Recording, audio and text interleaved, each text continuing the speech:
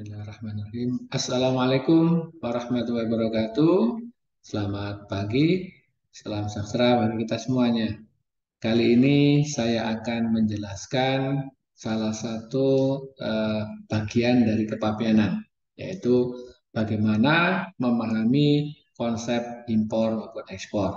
Ini dalam rangka untuk membuka pintu peluang bisnis global. Dan tentunya ini akan terkait dengan perdagangan impor ekspor. Untuk itu yang perlu dipahami adalah terkait dengan konsep impor maupun ekspor yang nanti akan saya jelaskan terkait dengan konsepnya seperti apa. Nah, di dalam Undang-Undang Kepabeanan, dalam terminologi kepabeanan yang terkait dengan impor ekspor, yaitu yang pertama adalah berkaitan dengan suatu proses masuknya barang dari luar daerah pabean ke dalam daerah pabean.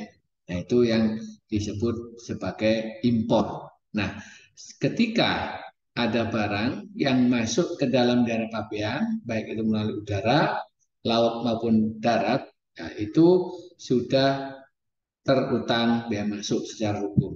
Ya, di sini yang harus diperhatikan adalah ketika barang masuk tidak dipermasalahkan asal perolehan barangnya, apakah berasal dari jual beli atau tidak. Misalnya dari hadiah, hibah atau apapun, semua diperlakukan sama. Ketika masuk ke dalam daerah pabean, itu secara hukum terutang bea masuk. Nah, pertanyaan berikutnya, siapa yang bertanggung jawab atas bea masuk ketika barang melintas daerah pabean? Tentunya yang bertanggung jawab atas bea masuk adalah orang yang mengangkut barang impor itu. Ya, bisa misalnya kalau yang diangkut melalui cara angkut laut, berarti yang bertanggung jawab adalah nahkoda pengangkutnya. Ya, itu terkait dengan tanggung jawab atas bea masuk yang berutang.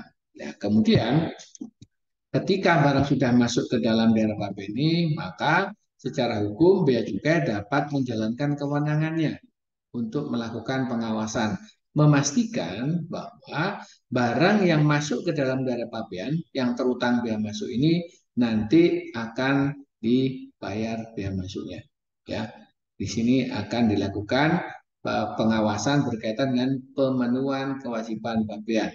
Ya, di situ akan dimonitor oleh bea cukai. Jadi bea cukai bisa melakukan pengawasan ketika barang ini di laut. Ya, kalau diangkut dengan syarat pengangkut laut. Kemudian di sini ada daerah pabean. Kalau tadi saya singgung mengenai daerah pabean, apa sih daerah pabean itu? Di dalam Undang-Undang Kepabeanan pasal 1 disebutkan bahwa yang disebut dengan Undang-Undang Pabean adalah sorry, yang dimaksud dengan daerah pabean adalah wilayah Negara Kesatuan Republik Indonesia yang meliputi wilayah laut, ya, darat dan ruang udara di atasnya.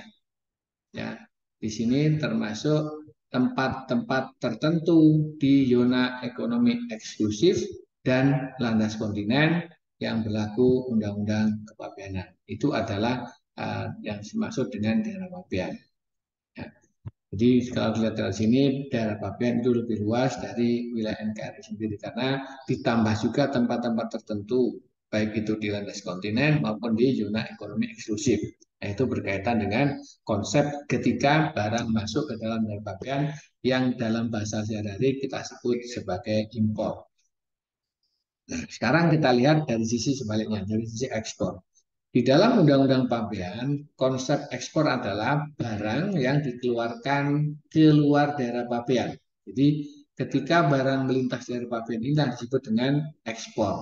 Ya, ini pengertian secara de facto. Secara de facto, ketika barang dari asal daerah pabean melintas keluar daerah pabean, ini juga disebut sebagai barang ekspor. Namun karena tidak memungkinkan untuk menempatkan ya pegawai juga di seluruh perbatasan laut yang demikian luas itu, maka ditariklah anggapan hukum untuk pengertian ekspor ini. Yaitu ekspor itu terjadi ketika barang telah dimuat ke atas sarana pengangkut menuju luar daerah pabean. Ini ditarik ke pelabuhan di sini ya. Ketika barang ekspor itu diangkut ke sarana pengangkut menuju luar daerah pabean, ini secara hukum dianggap telah diekspor, walaupun barang belum melintas keluar daerah pabean secara de facto. Nah, di sini harus dimaknai bahwa ketika barang telah dimuat ke atas sarana pengangkut menuju luar daerah pabean, berkaitan dengan kewajiban pemberitahuan pabean ekspornya sudah dipenuhi dan sudah mendapatkan nomor pendaftaran dari bea cukai. Itu adalah konsep ekspor. Nah, berkaitan dengan ekspor impor tadi, tentu yang harus diperhatikan adalah kategorisasi barang. Ya, kategorisasi barang di sini ada kategori barang yang dapat diimpor atau diekspor tanpa memerlukan izin tambahan. Ada juga kelompok barang yang dilarang, baik itu untuk diimpor maupun diekspor. Ada juga barang yang masuk kategori pembatasan. Artinya, kegiatan impor atau ekspor dapat dilakukan sepanjang importir telah memenuhi persyaratan perizinan yang diberlakukan oleh instansi penerbit atau pembuat kebijakan pembatasan baik itu impor maupun ekspor. Nah, kemudian kita lihat di sini bahwa tadi ketika barang yang sudah melintas daerah pabean ya, ini tentunya ketika akan dimanfaatkan, akan dipakai di Indonesia, barang ini akan nanti ditimbun di tempat penimbunan sementara atau tempat lain. Ya, tempat penimbunan sementara lazimnya ada di kawasan pabean di sini ya, di kawasan pabean. Nah, barang-barang yang berasal dari impor, baik itu diangkut menggunakan moda transportasi laut, moda transportasi udara maupun moda transportasi darat, nanti akan ditimbun di kawasan pabean. Nah, ketika barang ini akan dikeluarkan ke dalam dari kawasan pabean, ini tujuannya ada beberapa macam ya. Nah, di sini bisa jadi barang yang telah dimasukkan ke kawasan pabean ini diekspor kembali. Jadi kawasan pabean ini digunakan sebagai tempat penyimpanan ya penimbunan barang asal dari pabean untuk selanjutnya dikeluarkan kembali. Atau bisa jadi ya barang yang semula diimpor karena sesuatu hal, misalnya barang dikenakan larangan pembatasan dan importir tidak memperoleh perizinan dari instansi terkait, maka barang ini wajib diekspor kembali. Yaitu contoh-contoh barang yang masuk kategori ekspor kembali. Kemudian ada pengeluaran barang impor dari kawasan pabean dengan tujuan diangkut terus maupun diangkut lanjut. Ya, diangkut terus diangkut lanjut ini bisa dengan ketujuan dalam daerah pabean lainnya atau diangkut terus angkut lanjut ke luar daerah pabean. Ya, kalau angkut terus, ini angkut terus angkut lanjut ada perbedaan berkaitan dengan penggunaan moda transportasi berikutnya. Ya, kalau angkut terus adalah ketika ada pengangkutan barang impor itu melalui kantor pabean tanpa dilakukan pembongkaran lebih dulu di kantor pabean. Jadi barang yang berasal dari pabean dalam suatu cara pengangkut itu datang ke kantor pabean, kemudian tanpa ganti moda, kemudian barang melanjutkan perjalanan ke tempat lain. Itu namanya angkut terus. Sementara yang dimaksud dengan angkut lanjut adalah barang impor yang berasal yang melalui kantor yang datang melalui kantor pabean dengan dilakukan pembongkaran lebih dulu. Kemudian barang ini dipindahkan ke moda transportasi lain untuk selanjutnya melakukan perjalanan dengan tujuan pelabuhan berikutnya. Itu angkut lanjut. Jadi bedanya angkut terus angkut lanjut ada tidaknya pembongkaran di kantor pabean. Ya, itu merupakan kondisi yang disebut dengan angkut terus angkut lanjut.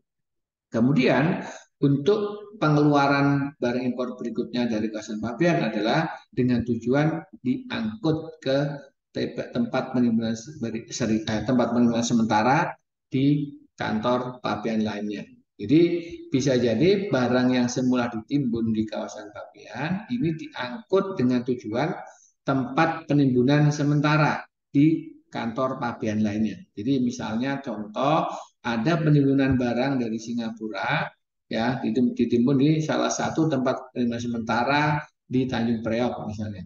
Kemudian dipindahkan ya barang yang semula di tempat pembuangan sementara ini sebelum diselesaikan kewajiban pabeannya diangkut ke tempat pembuangan sementara berikutnya, misalnya di area Bandung atau di area Bekasi. Itu namanya diangkut ke tempat pembuangan sementara di kawasan pabean, di kawasan pabean lainnya.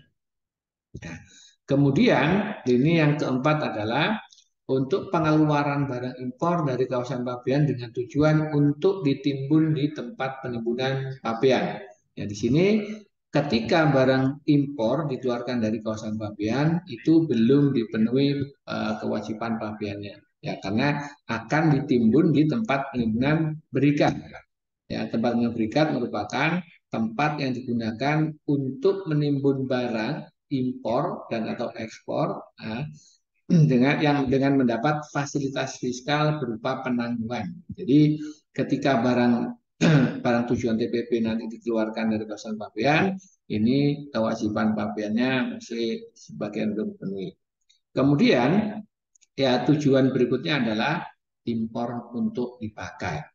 Ya, impor untuk dipakai merupakan suatu kondisi ya yang yang memasukkan barang ke dalam daerah pabean tujuan untuk dipakai atau memasukkan barang dengan tujuan ke dalam daerah pabean untuk dimiliki atau dikuasai oleh orang yang berdomisili di Indonesia. Itu adalah ya, pengertian impor untuk dipakai. Untuk pengeluaran barang impor berikutnya dari kawasan pabean adalah dengan tujuan impor sementara. Ya, impor sementara merupakan pengeluaran barang yang dimasukkan ke dalam daerah pabean yang ditujukan untuk diekspor kembali dalam jangka waktu paling lama 3 tahun. Itu masuk kategori impor sementara. Nah, itu merupakan gambaran pengeluaran barang impor dari kawasan pabean ya dengan 6 tujuan yang berbeda-beda. Tentunya di sini menggunakan nanti dokumen pemberitahuan pabean yang berbeda-beda. Demikian gambaran umum berkaitan dengan konsep impor sampai barang itu keluar dari kawasan pabean. Terima kasih.